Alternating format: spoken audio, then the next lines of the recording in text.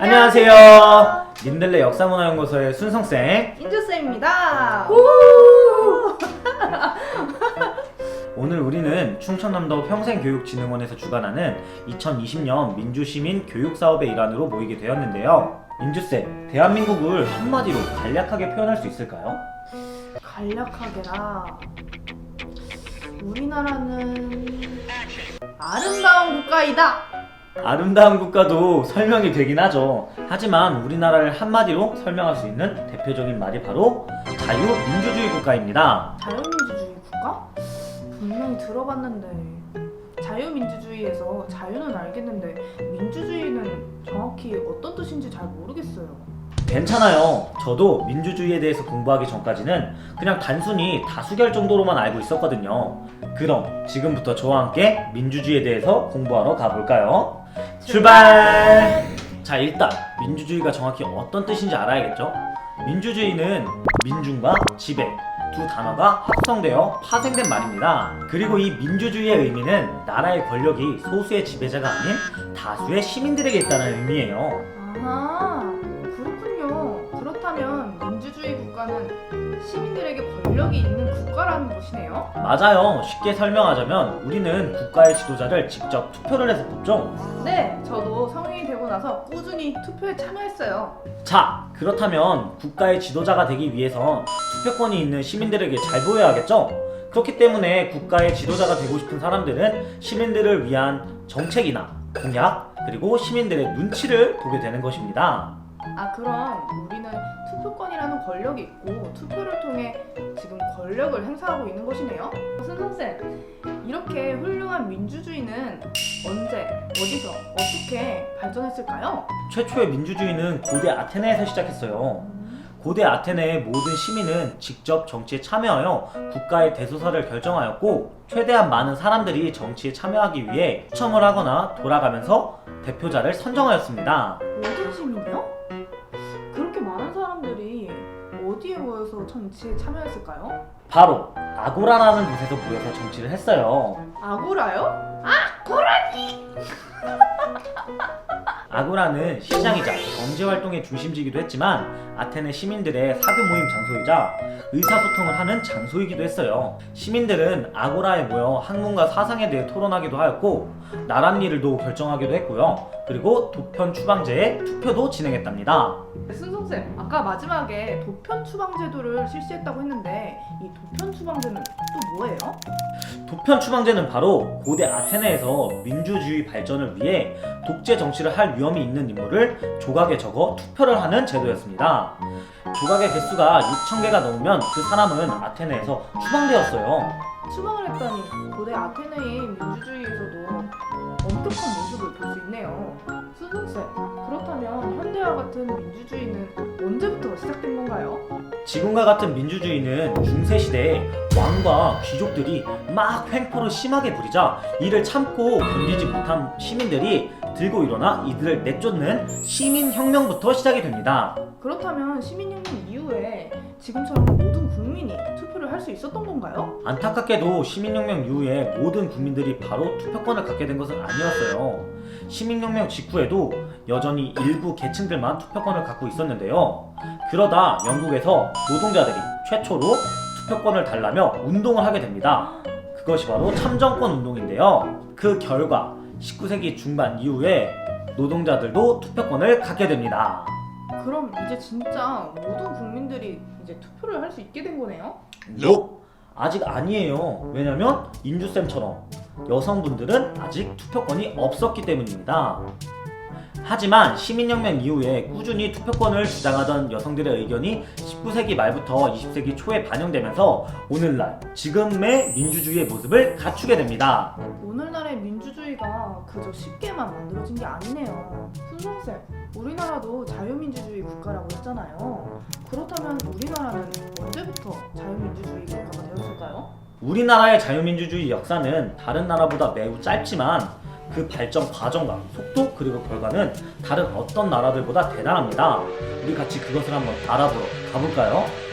자, 뒤에 기차가 도착했는데 저와 같이 기차를 타고 한번 살펴보러 갈까요? 네, 쌤, 너무 궁금해요. 지금 빨리 출발해 볼까요?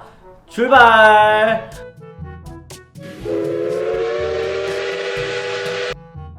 자, 맨 처음 정거장은 대한민국 정보 수립 정거장입니다. 우리나라에 민주주의가 최초로 도입된 시기는 일제로부터 광복 이후 1948년 대한민국 정부가 수립되면서입니다. 네? 1948년이요?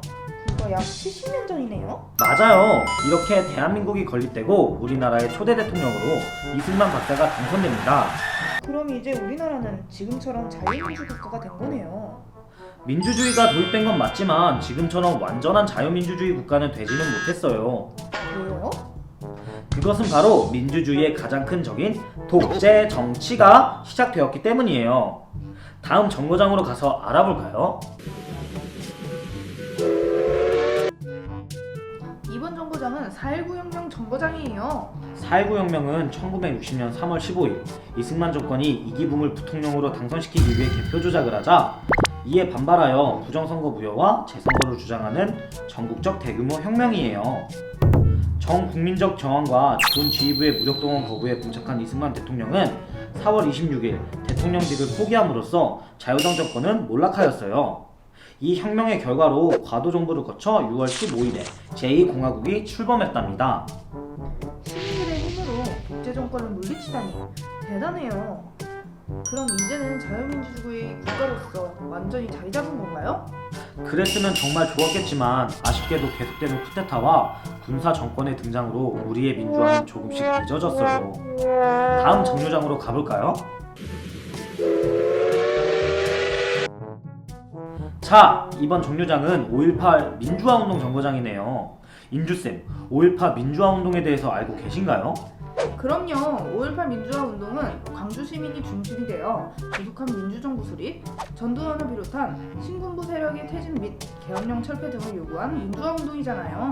맞아요. 잘 알고 계시네요. 1979년 10월 26일 박정희 대통령이 암살된 후 전두환을 주축으로 한 신군부 세력은 12.12 사태로 정권을 장악해요. 이에 맞서 1980년 서울 주요 대학을 시작으로 전국 주요 대학의 대학생들은 5월이 되자 계엄령 해제와 유신 잔당 퇴진 등을 외치기 시작했지만 군과는 충돌하기 현명치 않다고 판단하여 시위를 중단합니다. 학생들의 시위가 중단된 서울과 달리 광주에서는 5월 16일 대학생들이 중심이 돼 대중 집회가 열리는데요. 그러자 신군부는 5월 18일 광주에 군대를 투입해 학생들을 무자비하게 구타하기 시작했으며 시위 가담 여부와 상관없이 무고한 시민들에게까지 폭력을 가하였어요. 5월 19일에는 계엄군의 무자비한 진압에 화가 난 일반 시민들까지 시위 대열에 합세하면서 규모가 불어나자 계엄군은 장갑차를 앞세우고 차검한 총으로 시위대를 진압했어요. 5월 27일 결국 2만 5천여 명에 달하는 계엄군은 폭력으로 광주 시민들을 제압하고 운동을 해산시키며 열흘간의 5.18 민주화 운동은 막을 내리게 돼요. 드디어 마지막 정거장인 6월 민주항쟁 정거장입니다. 순성쌤, 6월 민주항쟁은 또 어떤 사건이에요? 1987년 대통령 임기가 끝날 무렵 또다시 대통령 간선제를 통해 군인 출신 대통령이 당선될 것을 우려하여 대통령 직선제를 요구하는 시위가 일어났어요. 이 과정에서 대학생 박종철 군이 경찰의 고문으로 죽음에 이르는 사건이 발생하고 이에 각계각층에서의 민주화 투쟁 열기는 높아졌어요. 이후 5월 18일 천주교 정의구현 사재단에 의해 박종철 고문치사 사건이 은폐 축소 조작된 것으로 밝혀지고 6월 9일 연세대 학생이었던 이한열이 시위 과정에서 머리에 박힌 최루탄 파편으로 사경을 헤매게 되어요.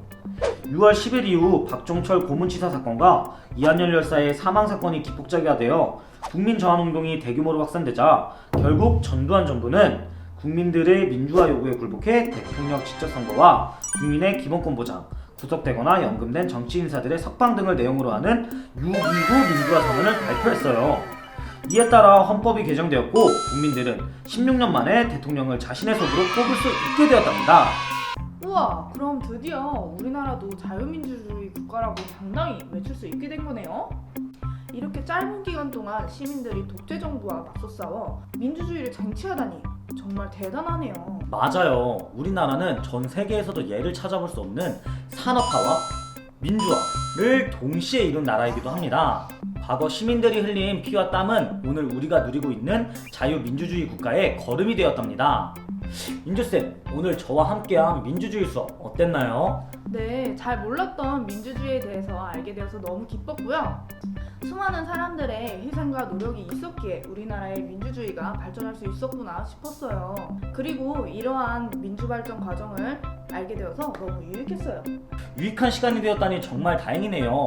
이 영상을 보시는 여러분들도 자유민주주의 국가를 위해 희생하고 노력하신 분들에게 감사한 마음을 갖기로 하고 우리 잊지 않기로 약속해요.